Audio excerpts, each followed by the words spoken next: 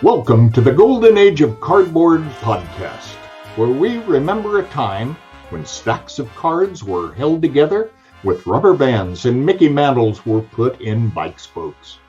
We hope you will enjoy and reminisce as you come along with us as we tell stories about the baseball cards from the Golden Age of Baseball. We will examine the state of the vintage baseball card market and talk to some of the greatest collectors in the hobby. You won't be hearing us talk about any chrome or shiny cards here. Now, to take you on this retrospective journey, here's your host, direct from the shallow end of the gene pool, my son, Mike Moynihan. Yo and hello everybody, Mike here, Golden Age of Cardboard.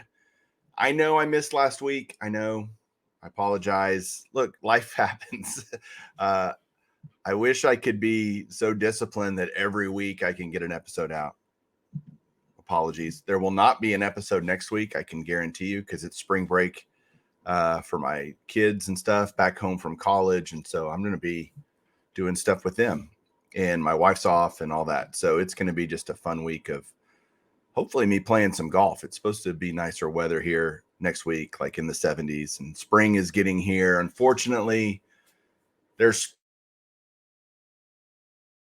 spring, but there's, the more I see all of this stuff between the owners and the players, it just irks me even more. I just get my blood starts boiling because I don't understand it.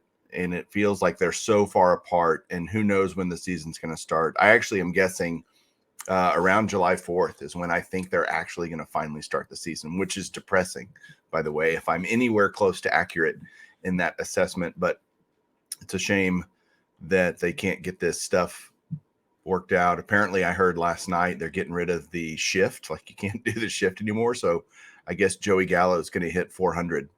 We'll see. Anyway, I have a great episode today with very little structure behind it because I've never talked to this person before. Literally, I met him 10 minutes ago when we got on the live stream, so on the StreamYard. So I'm excited to talk to him because I've been a huge follower of his channel. I just love his style and what he does on YouTube. And I'm just going to bring him on now and we'll start talking and you guys can enjoy it along with me. And it's Chris Sewell. Chris, what's up? How's it going, man? Baseball collector, investor, dealer in that order, right? Well, yeah, exactly. Baseball card collector, investor, dealer in that order. Yes. Fair enough. Yeah. Fair enough. And I'm baseball collector, so that makes me. I always get mad when people call me baseball card collector because I'm like, no, okay. I collect more than cards, But yeah. So you're like, no, it's baseball card. Yeah. Well, I when I started the channel, I wish I had I'd called it sports card because. Back when I collected, baseball cards sort of meant all sports cards. So that's sort of how I thought of it. But a lot of people think I only do baseball cards, but I actually do all the sports. Yeah. And, I've been a follower of your channel essentially since the beginning. Oh, cool. And being completely transparent, when I first watched you, I was like, who is this guy? And your style on videos is, I love it. The simplicity of it. At first, I can't say I was a big fan of your style. And then it really grew on me over time as I kept watching you do videos. I was like, he's just matter of fact. He just tells it. He just talks. And it's very soothing actually now. And what got you going into YouTube? What started you down that path? You've been a collector forever. So. Yeah. Well, thanks for that. I appreciate it. No, I'm a lifer collector. Recently, my wife and I moved to Europe, so I'm actually in the Netherlands right now. And I was here and I just missed the card hobby. I mean, I was still flying back every now and then to go to shows and things, and I still had like my eBay account running, but I wasn't involved day to day like I had always been for the last the 10 years prior.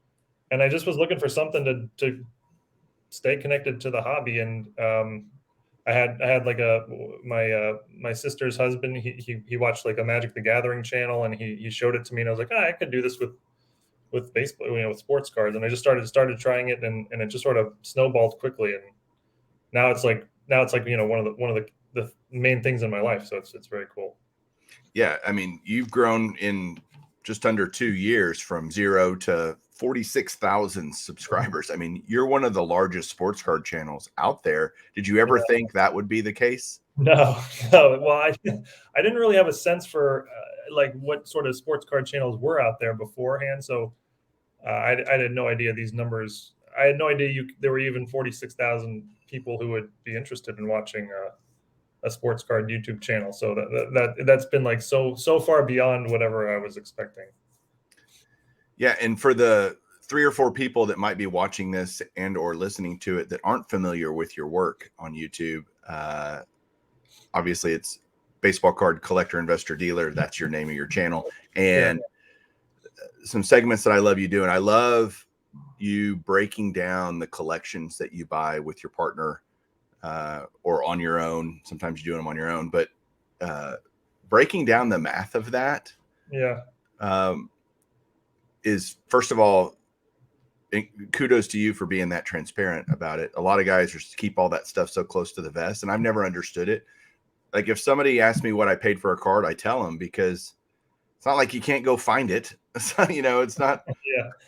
If I say I bought it on eBay, here's the card. Here's a card. You can figure it out if you want, or I could just make it easy on you. I don't care. Right. But the way your transparency is, was that something you just said, I'm just going to be that way and talk through it all the time, or what?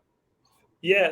So I'm sort of like you. I always was transparent and in all deals. And I found most people in the hobby are, but there's certainly plenty who aren't. But I never really understood. I also found like very honest people who were not transparent. And I would be like, why aren't you just transparent? Because that'll help clear up a lot of things. But there's just sort of like this natural feeling in the hobby that you sort of hide your numbers, and you don't tell the person how much you plan to make off their cards, and you don't share that. I never really understood it, because like I said, a lot of my dealer friends are very, very honest, fair people. But someone would come up to them and say, hey, buy your collection, and they just throw out a number and not give any more information. You could tell the seller was not comfortable with the number, even though the number was fair, but that's because the seller didn't really know. And so I always kind of question, like, why don't you just explain it to them in full detail, and everybody's cool with it? So it was sort of always a mentality I had, and it just sort of worked on the channel. Those videos really are the videos that sort of took my channel to a new level. Because they're really great. It's cool to see. Most of us can't buy collections like that, so it's living vicariously through someone else that has the ability to do that. I'm lucky to have a very wealthy partner who can, that and helps. I love how you break down the time you spend on them and all of that, because it really gives someone who might be interested in buying a collection of cards, like, look, it's more than just the money, right? It's you're gonna invest countless hours, whatever the number of hours, to sort and package and all that stuff, right? Oh, but yeah, big time. And I'm sure you've experienced that yourself. Like, it's not just you buy a collection for $100 and sell it for $200. That's not the formula. Like, how long did it take you to sell it is actually more important than the end profit number. When most people will just talk in terms of the end profit number, but they don't factor in the time. It's super important. But the reality is, in our trying to make a living at doing it. Yeah, but in our hobby today, I think there is this quick buck mentality that people think. I mean, I was at the Dallas Card Show this past weekend, and I saw one of my buddies would buy a card, and then 30 minutes later, he'd have it sold for a profit. No, I know.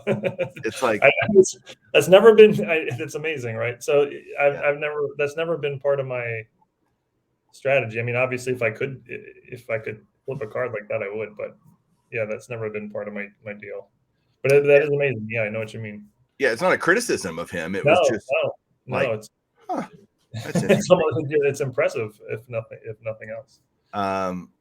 And it's when you buy these collections, you're transparent about it. I think some collectors maybe, or just hobby people, they don't want somebody to tell them they got screwed. like if you disclose a price and you maybe overpaid, like some people aren't savvy enough with prices to feel like, I'm like a card I paid up for it because of these reasons. They either can't articulate that, or they're uncomfortable and they don't want somebody in the comments to go, "Man, you're such a sucker," which never happens, by the way. So I don't know why people are afraid of it, because it's not like I was terrified that was going to happen when I first started doing that. So it's interesting you say that. I was terrified that I was going to post a video. I bought these cards from this guy and I paid, $500, and there were just going to be comments of like, "Oh man, you ripped that guy off," or the opposite. "Oh, you way overpaid. You're a dummy." And there was very, very, very little of that. The occasional. I've been very impressed with that. I was expecting a lot more haters toward the comments throughout, but there hasn't been that much. Yeah, the community is largely filled with great people. Yeah.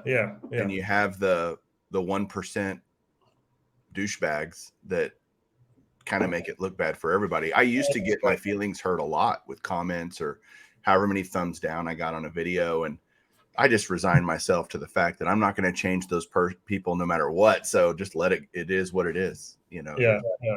That was. I was going to say you've been doing it a lot longer than I have, so you've probably experienced it or been able to get past it a lot before I did. It took me a while to not take that stuff to heart at first.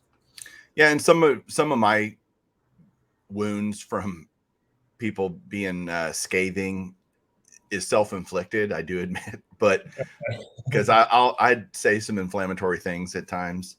But you are a Cowboys fan, so that helps too. And it is fun. We did not plan this, guys. I'm wearing Cowboys. He's wearing Washington football team. I'm always going to call them the Redskins. I don't know. Yeah, that's how I remember them too. How I cannot. But let's get into vintage a little bit, since that's what this podcast is about. Yeah, of course. Vintage baseball. You've been dealing in vintage baseball a long time. I love, you showing in many different ways. You talk about vintage baseball. What do you love about vintage baseball? Why is it something that's near and dear to your heart? That's a loaded question. It's a tough question. I mean, I would say it's just sort of a mix of everything. It's it's history. It's art. It's like a piece of American history. It's an investment. It's like all these things combined into one, and that's really, really cool. When I started, and I imagine you were probably the same. When I started collecting in the late '80s, and I just collected the modern cards of the era, as I think most people do when they enter the hobby. But then the longer you stay in it, you sort of gravitate towards vintage, because you just sort of gain a respect for it and an appreciation for it, and that definitely happened to me. Is that sort of what happened to you as well? Just 100%. Yeah. In the 80s, I collected the current players, and then I think it's both I always wanted to have Mickey Mantle cards or whatever. I just couldn't afford them as a kid, and right. You also get to a point, both appreciating the game, your love of the game grows over time, and then, I have some more disposable income to be able to buy some of those cards I could never afford as a kid. Yeah. Hence the reason why I think vintage will always have a place in the hobby. People always ask me, Mike, do you think the further we get away from Mickey Mantle's era, Hank Aaron, Willie Mays, that as the people that saw them play are now in their 70s and 80s, as they die off, will there be a less demand for those types of cards? And I'm like, no, because I still want Babe Ruth cards and Lou Gehrig, and I've never saw any of them play. I want Clemente, and I never saw him play. So yeah, there's always going to be a demand for it, because people, as you mature in the hobby and you kind of graduate, I call it, graduating from current players. It's actually a great way to put it. Yeah. You go, okay, I'm ready for a master's class in the hobby. And it's always, and then vintage does that. It gives you that master's class. And there's a sharp learning curve, right? You can't just dive into vintage. You're liable to get completely screwed. And either by overpaying, buying trim cards, whatever. Mm-hmm. And You buy a lot of raw vintage, I know, but do you prefer, first of all, what's your preferred kind of grading company if you were to use them? And I know you'd probably prefer to buy slab vintage. It's just easier to understand, right? Or no? Well, I mean, yeah, buying slabs is always easiest in terms of determining the value, and it's easiest to sell real fast. But I actually love buying bulky ungraded. That's like sort of my favorite thing. Is like someone's just got a pile of late 60, a 3 row box of just late 60s cards, commons and stars, all mixed grade, and just buy the whole box, take it home, sort it in front of the TV for an hour. That's like my that's like what I want to do with a Sunday afternoon. That's awesome. Yeah.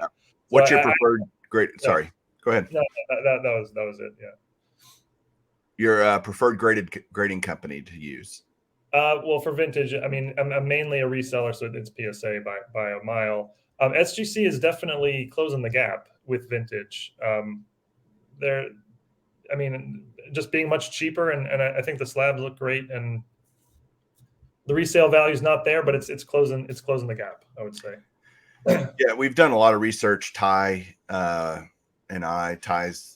member of the Bench Clear team, and he does a lot of research stuff. And man, the gap is closing value wise, which I think is obviously the biggest knock on using SGC just for everything, right? Well, an equal numbered grade in a certain card is always going to sell more in a PSA slab. What do you think drives that, by the way? What do you think drives the value difference between PSA and SGC and the vintage side? Yeah. So, well, first of all, so you're a big SGC fan, or? I'm a fan of SGC. I'm a PSA guy because I am a slave to the registries.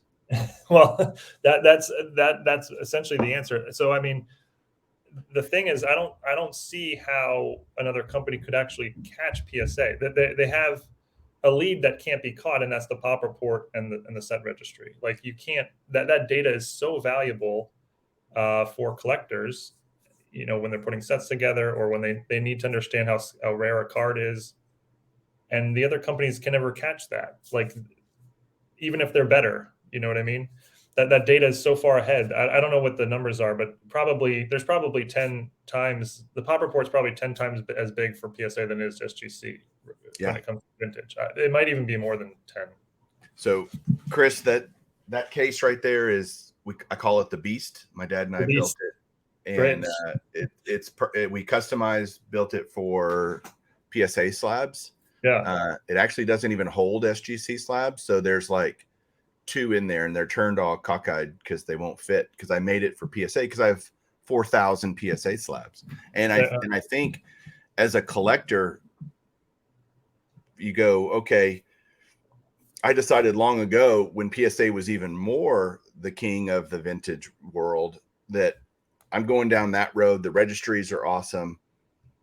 And the reality is, even though I'm more open-minded today than I have been in the past to add some SGC slabs to my collection for different projects that I'm doing, I want everything to look the same. Isn't that just silly? That's Not at all. That's what a collector is, man. That's yeah.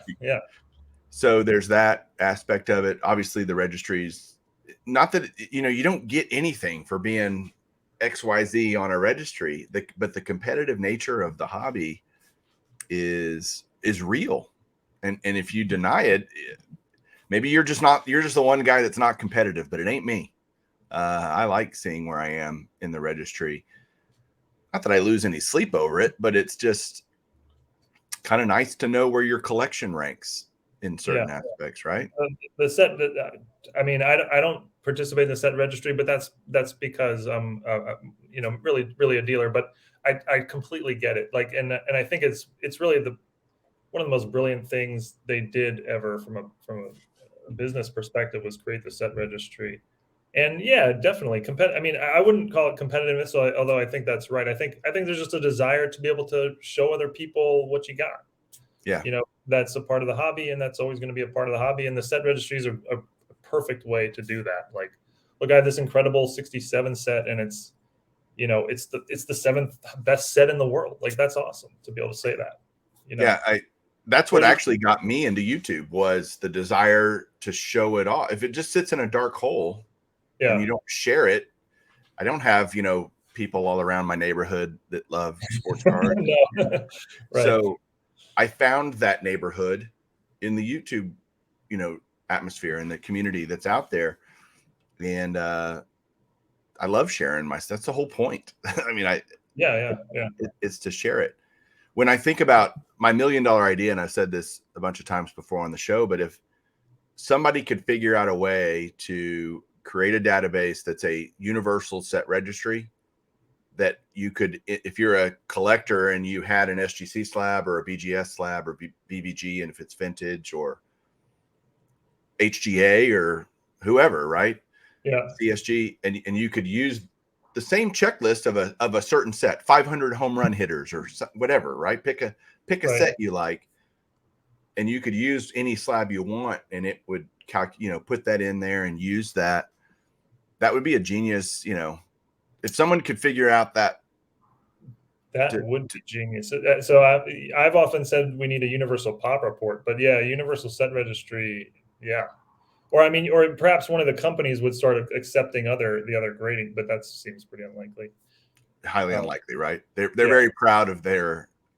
Yeah, well, it's probably not good business to do it either. So right, but I agree with the universal pop report too. I've said that before, because in fact, if you incorporated both of them, you would have $1 million if you could. And the funny thing is, the data's there now. I mean, SGC has pop reports. How accurate are they? You could argue. Sure. But the data is there. If you could build the bot that could go in and do the queries, right?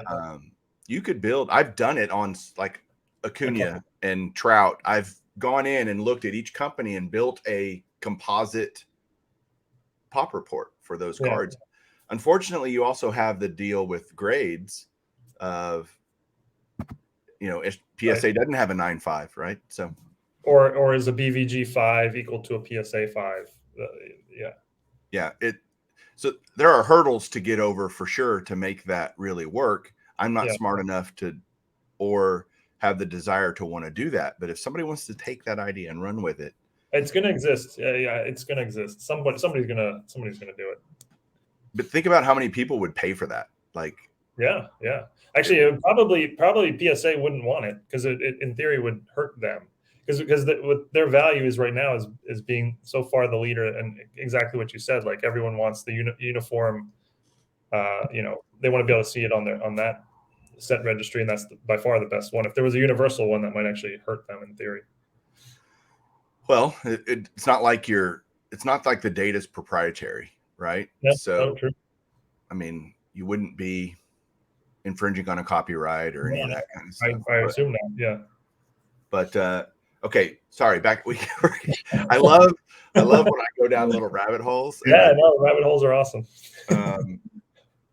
Back to vintage. So you mentioned how you love sitting in front of the TV and sorting through a vintage box of raw cards. But are there certain sets that you just love in the vintage era? Well, I mean, people ask me what's my favorite set. I generally say the 56 Topps baseball. I just think the design's like perfect, but unfortunately, there's no like key rookie in that set. But Luis Aparicio, Aparicio is the one Hall of Fame rookie. I know, but there's no Aaron or Clemente or. But in general, I just the older the better. Like I love pre-war stuff. I rarely find collections with pre-war stuff in it. But the older the better. So 50s would be next, then 60s, 70s, and then Are you finding? Oh, go ahead, Chris. I'm sorry. No, just in terms of what if it was up to me, what I would be buying. Yeah. So I get that you're mainly a dealer now. What do you keep when you go buy a collection? What kind of stuff in the vintage? If you find a vintage collection or whatever, what do you keep for you? Yeah, so let me explain that a little more, because it's hard for, I think a lot of people don't understand it, but I was a collector for so long that I didn't become a dealer. I became a dealer because I love collecting. And so my dealing just is my collecting.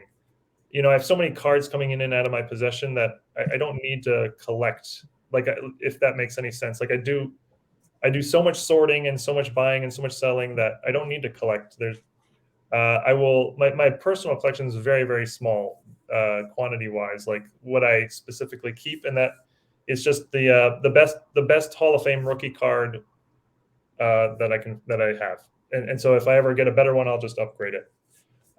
They're all in PSA holders. A few are in SGC holders, and it's about 80% vintage, 20% modern, and then on top of that, I probably have about 50 cards that are like Cal Ripkins, who is my favorite player growing up, and that's really it. My PC is like 300 cards. Okay. Yeah. I had a person ask me. I did a Q&A show, and someone had asked me if I would ever be in cards full time, like as my job, my occupation. Yeah. And I said, not just no, but hell no. And it's why not? I don't ever want cards to be something I like drinking castor oil, or something. I want cards are a hobby to me. Cards are fun to me. Mm-hmm. I never want to introduce an element that might change that perspective that I have on the hobby. And so, plus I have a really good job now. Why would I, and it's, I mean, the idea of selling anything, I have sold cards. Usually it's because I have multiples. Like I accidentally buy an extra. Oh, I already had that card. I didn't realize I had it, and I buy it and then I resell it. But the reality is, like this Mickey Mantle that I bought I bought a 52 Bowman Mantle at the Dallas show, PSA 3. This is going in the dark hole, man.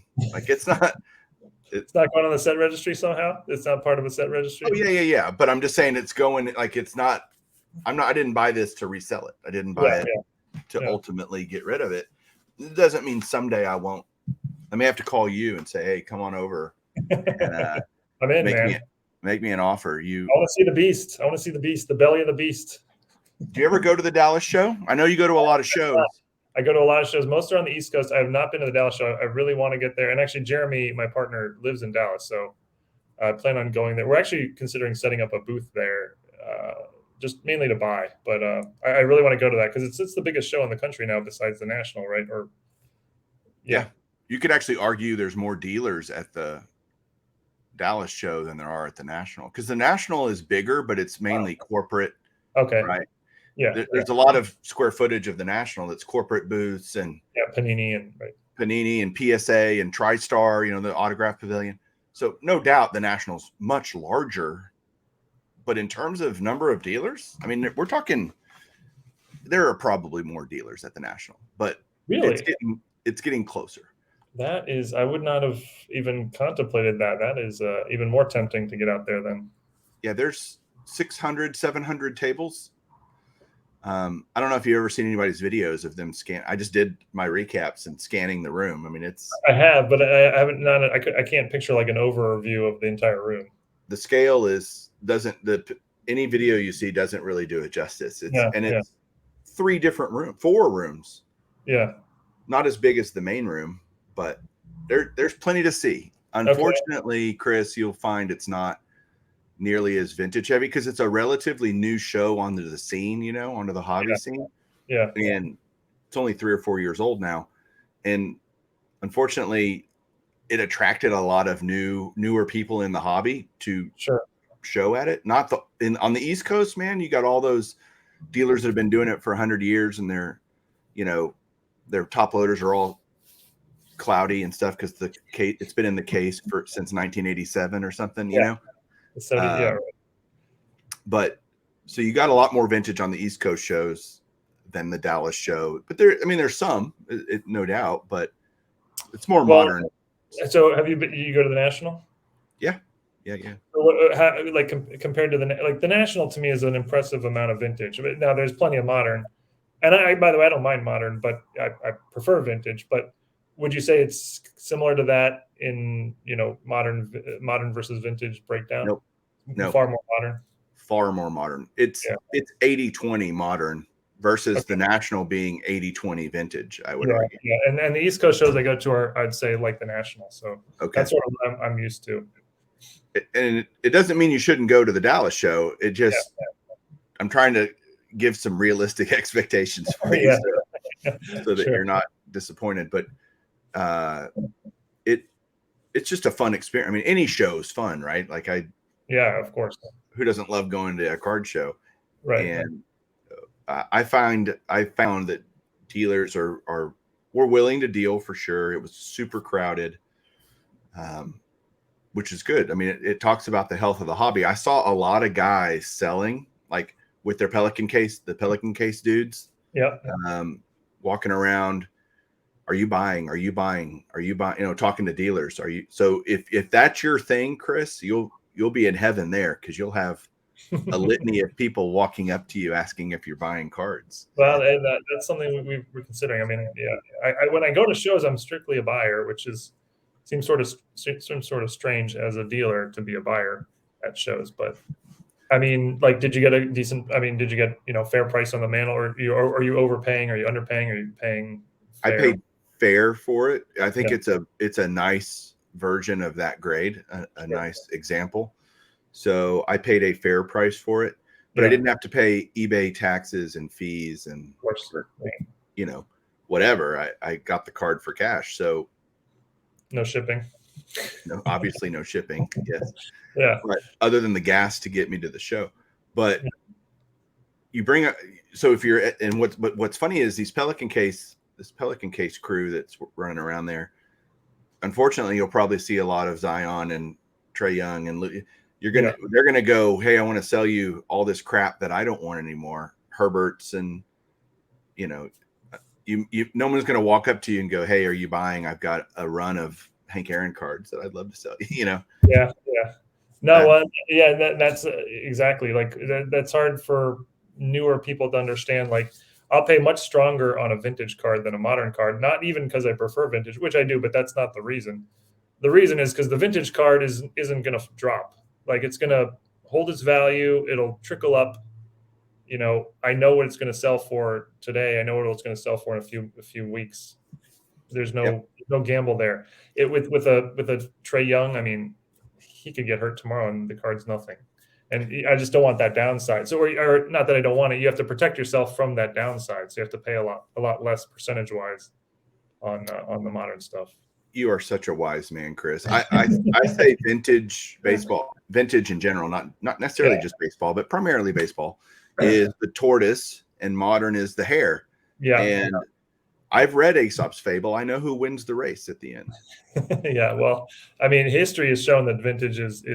I mean, even from before you and I are, it goes back many decades. Vintage is the slow, steady upward trend, and modern is doing this with an ultimate downward trend. Yeah, because 95% of the prospects that you're buying for modern cards will end up being nobodies. Yeah. Right. That's the issue. And they go from being worth something to zero. One of my buddies bought a Gleyber Torres 2018 Topps, the short print base card. Yeah. $2 for a PSA 9. $2. Right. Amazing. It's that's 1/50 of the PSA grading fee. Right. And you're like, wait a second. So I definitely agree that vintage, and people that listen to this show know how I feel about it. Obviously, I love the vintage stuff. And I bought a Acuna rookie Chrome this weekend. Yeah. I bought a Mookie Betts rookie this weekend. So it's not like I don't enjoy but I'm much more tactical with my modern purchases. I like Soto. I've got several of his key cards, rookie cards, several of his autographs. Do you do autographs at all, or are you just cards only? You mean like memorabilia autographs?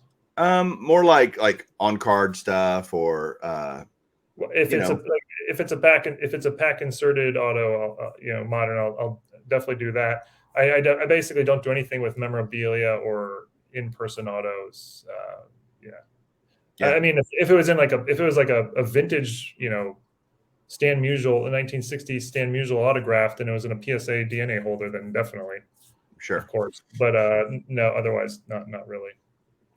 Well, I'd love to hear some stories about some, a vintage find that you had that you were super surprised about, or that kind of caught you off guard, or kind of your best story from a vintage purchase. Yeah, well, I don't know if it'll be well, off the top of my head. I don't know if this would be the best. And I did a video about this, but I bought a collection. It was actually with Jeremy, and it looked like it was going to end up being a bust. But there was this stack of 64 Topps Giants, and you know those, and Yeah. there were 400 of them in the stack, and we paid $400 for the stack because they're $1 a piece, and they were all commons. There were like a couple Killebrews and they're none of the big cards, no Mantle, Koufax, Clemente, but there was a couple like Killebrews, maybe a Brooks Robinson or two, but they were almost all common. So I paid $1 a piece, and they looked really nice when we bought them. So I didn't think anything of them because it was a much bigger deal we were buying, and this was just like a sort of a throw-in thing. Right. And I can't remember why, but for whatever reason, the deal just was not panning out, and it looked like we were going to take a loss on it. Oh yeah, because we had placed a really expensive newspaper ad, and we weren't even going to like recover that from the buys that we were making. But then at some point, I noticed that the stack, these were not like high grade; they were like ultra high grade, like pack fresh, perfect. And I started researching them, and like the commons in 9s and 10s, big money. So I sent in something like 250 of them to PSA. This was back when PSA was $10 or, probably like $8 a card in bulk service. And yeah, we made an absolute killing off of that. That was a totally lucky, unexpected find. I think one of the cards in like a 9 sold for like $1,500, or maybe it was a 10. I can't remember the specific. So how many 10s did you get out of that lot? Something like 20. But a lot of them weren't actually that valuable, but there were a couple that were like pop 3s, and they were like 4-figure cards. Right. This was probably 5 years ago, so. And probably worth more than that today. Yeah, well, I'm sure they're worth a bucket load more than that today. We'll get back to. I want to ask you some more questions later about buying collections and maybe some tips for people if they do that. But yeah, do you? Well, I'll just ask you now, I guess, because I forgot what my other question was. That's the thing about doing this off the cuff is you. No, I love it. That's why I have a notepad to keep notes. But nice. When you go buy these collections and you're assessing, I know you've talked about putting the ads in the paper, and you'll just go to a hotel and set up shop basically and kind of spider your way around the area that you're in. Yeah. What tips would you give to somebody as they're hunting through vintage collections and trying to decide, do I want to make an offer? How do you price it? Do you do it really quick? I know a lot of times you talk about taking time to go back and kind of think through what was there and take a bunch of pictures and bring all that back with you and kind of figure that out. And then I'm going to stop my camera first. You can answer that question, but I got to sneeze real quick. Hold on. Okay, sure. Well, so should I hold off for you? Oh, okay. No, you could have kept going. I just had to. Okay. Well, so in terms of like assessing a large collection, that's just a function of experience. Like a lot of people ask, how do you do that? And it's just the more you do it, the quicker you get and the better you get. I don't think there's more to it than that. There's certainly not like a magic formula I can say, it's just the more you do it, the better you get it. Like when I first did it, it took me forever to assess a 3-row box of 60s commons. Now I could do it like that, and be very, very close to accurate most of the time. I would say that sort of like the most important thing when you're buying a collection is just to make a relationship with the person. Like that's a personal collection they have. Maybe they really care about it. Maybe it was their dad's, and then care about that part. and then everything will be a lot easier if you just sort of make a real connection, as opposed to going in with this mindset of okay, I got to get this for the best price I can. Now go in with like, hey, let's find a win-win situation here. Make sure he or she understands what's going on, and that, I think that's actually more important than what the specific cards are. When you're trying to make deals, I just think it works out better that way. I've actually found that to be 100% true. Also, when you're buying cards at a show from another dealer, if you definitely, if you can say why you love that card or why it matters, where it's going in your PC or whatever, they're a lot more apt to deal with you. It's right, absolutely, and in all aspects, and yeah, and I mean most of the time I buy at a show is now I'm buying from a dealer I've already known and I've already dealt with, and we had a conversation a few years ago, and he remembers me, and it was cool, and cool. He'll give me a good price. That's how the hobby works. Are you going to the National this year? Definitely, Atlantic City. So I mean, my parents live in like the DC area, so that's whenever I get a chance, I visit them, and so that's perfect. So you're gonna make a whole kind of trip out of it and come home for a few weeks or something like that? Yeah, well, I'm actually considering spending like a lot of the months of the summer in the States, because I wanna go to more than one show. To be honest, I want to bounce around to a few shows. I got a bunch of collections I want to look at on the East Coast, and trying to work that out with family, obviously. And I have a 6-year-old, so he's in school. So, well, there's a Dallas show in July, ironically. Yeah, well, that we're actually targeting. That's the one we're sort of targeting. Okay. Yeah. Which is weird. Why would they? It's funny that it feels like big auction houses and shows, they don't look at the hobby calendar. They're like, we're going to do what we do and damn the rest of it. And it's like they all run auctions at the big auction houses, tend to run auctions around the same time, and the National, and their shows right before, right after. And I'm like, do you guys not know most of the hobby money is like at the National? To me, there's only so much hobby money out there. Yeah. It's not unlimited. And if you dilute that by putting too many things all at once or close by each other, you're only hurting yourself. Like I would look, if I was an auction house, I'd go, when is no one else doing an auction? That's when I'm going to do an auction. Yeah, interesting. I hadn't thought of that. It's a good point. Well, the Dallas show is 2 weeks before the National. Yeah, well, so that would be perfect, because if I came, if I was thinking of coming for a month or two, the window would include both of those. Which is great for you, but I would go, why would you do the Dallas show 2 weeks before the National? You see what I mean? Like, I see. Yeah, I guess. I mean, 2 weeks. Yeah, I don't know. I guess the Dallas show is every 2 months, right? Yeah. And then is there another one every month? There's kind of in the off months, they might do a Fort Worth show, like within the Metroplex, Dallas Fort Worth. Yeah. They'll run another smaller show, much, much smaller. Okay. Have you been to the smaller one? Mm-hmm. Are they good as well? Or it's okay. It's more like the shows that you're used to seeing in a hotel lobby, or in a hotel conference room or whatever. Yeah. Banquet room. But yeah, I just go, within 2 weeks of the Dallas show and the National, most people won't even get another paycheck, much less, it's true. have had time to save up money for that. And if I had to choose, good point. Like if I had to choose, I'm going to the National. Or most people are going to choose the National, I would assume.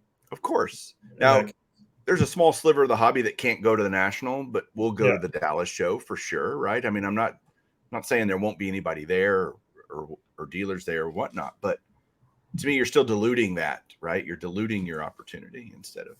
Yeah, no, it's a good point. I imagine the Dallas show, promoters are just like, we're going to do this every 2 months period. But yeah, it would be something to consider. Like, why not move that one up a few weeks or something?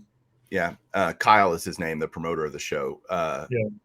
Good guy for sure. But I don't know. Some of these people, they just get into these tunnel vision of how they do things. And I don't know. Yeah. Not for me to decide. Yeah. But if you come to the Dallas show in July, I gotta have you over and oh, definitely, man, show you around. Drinks on me. Drinks on you. There you go. The sad thing is, I'm not really like the Dallas show. Dallas Fort Worth is huge, right? And where I live and where the Dallas show is, it's like the other It's like you might as well go to the moon, you Oh, know? it's like an hour drive or Yeah. more. Yeah, Yeah. it's an hour. That's But okay. which isn't like the end of the world. But yeah, and there's some good shops around here. Do you ever go to card shops when you're here? I wish there were more. I mean, there's none in Europe, but when I'm there, there's one in Maryland I go to every time. I know the guys there well, and they have it's Huggins and Scott Auctions. I don't know if you know. Oh yeah, of course. Yeah, they have a card shop in Maryland. Okay, I didn't know they had a shop. That's so cool. Yeah, it's a shop, and they sort of run the auction house out of the back of the shop. Gotcha. I bought many times from Huggins and Scott Auctions. Yeah. I mean, I'm a fan of theirs. I've been selling a couple things through them, but I go in there to buy usually. Yeah, I have found auction houses to be where I find my best deals. Yeah, because they're much less observed and followed than eBay, for example. And so there's just less bidding competition, quite frankly. And do you buy lots on auction houses? I try to because I can get on a per item basis super cheap stuff. I found that it's funny, the lots are decreased. I find that auction houses are getting smarter about listings, and so they're doing fewer of those lots. I remember buying a lot of 70s sets from 73 to like 78 tops base sets for reasonably inexpensive, like super cheap relatively. Than me buying them individually. Right. And I'm trying to do that again, but it's harder to find. That's what I was going to say. That sort of thing that I think often goes for like very, very cheap at an auction house. The 70 set run, right? Yeah. And wrong with 70 set run. Yeah. Yeah, you'll find that stuff. It's still a 70 set run, right? And yeah, of course. Obviously, you don't get to look at the stuff or any of that, but I found them all. I've never had a bad experience with an auction house, and I've dealt with, I don't know, 8 or 10 of them over the years. Yeah. I think the hobby's going to move towards that more. I mean, not hugely, but away from eBay and towards individual sites where you can buy and sell that way. Well, now that eBay's doing this, pre-authentication crap that you have to send a card through, you're going to see. I agree. I totally agree with you. By the way, a gravitation towards alternate selling platforms for higher end vintage. Anything over, they're about to move it to $250 probably within the next couple of weeks. My partner Ty, he thinks that my bench clear partner. I didn't want that to sound weird. But, no, I understood. Ty thinks that they'll abandon that entire idea by the national. Oh, eBay will? Yeah. Interesting. How come? I hadn't heard that. Well, there's been a lot of cards coming to people that are halfway out of the holder. I saw the Griffey's I saw the Griffey on that. Yeah. Yeah. I mean, just crazy stuff. Yeah. And cards that are literally pack pulled that come back as, they get the transaction gets rejected because it wasn't described properly or whatever. Right. So Ty thinks there's going to be a lot more pain with that for eBay than they're willing to deal with. And especially if they start charging, like right now it's free, it's like crack cocaine. The first taste is free. So they're doing it now for free to get people used to this and indoctrinated into the system to then add that as a layer of, hey, look, we're going to do this. It's awesome. This is their thinking. We're going to now charge XYZ per listing for that. Yeah. Which will be a disaster also. So I agree with you. People will gravitate towards other alternative options. And by the way, that's kind of already happened, right? I mean, there's a lot more high-end cards being sold at Golden and Heritage and PWCC and Mile High and all these other versus eBay nowadays. Yeah, I would guess. Yeah, and I think that's good for I mean, it's good to have multiple places you can find stuff, right? If it's only one, that's eBay was a little too strong for for me. Like I wish it was a little more diversified. Yeah, it makes it harder as a buyer because you have to go hunt more, but the hunt's the joy of it. I think I enjoy looking under the rocks and trying to find the hidden gems somewhere that nobody else is seeing, right? That's part of the joy of the hobby for me and probably most collectors. But man, what a great conversation, Chris. I am sad that we had not met before. I obviously been following you for a while and have wanted to meet you and talk to you. For those of you guys that don't know, Chris and I have been emailing back and forth for, I don't know, a couple months trying to get this on the books, on the calendar, but well worth the wait. Any final thoughts about vintage you want to throw out there or anything? No, nothing off the top of my head, but yeah, thanks so much for having me on. Really cool to meet you and come on. Yeah. His YouTube channel is Baseball Card Collector, Investor, Dealer. And you might get 2 subs out of this because, you know, anybody that watches my channel probably watches your channel. And so cool. Well, not going to be a huge. Hello, everybody watching. There you go. And listening on the podcast. And listening. Right? Yeah, so, right. Of course. Well, thanks again for being on the show, Chris. And man, great discussion. We'll have you back soon. And I look forward to seeing you in Dallas, hopefully in a few months. Like I said, first drinks on me. All right. We'll talk to you guys later. Keep collecting. All right.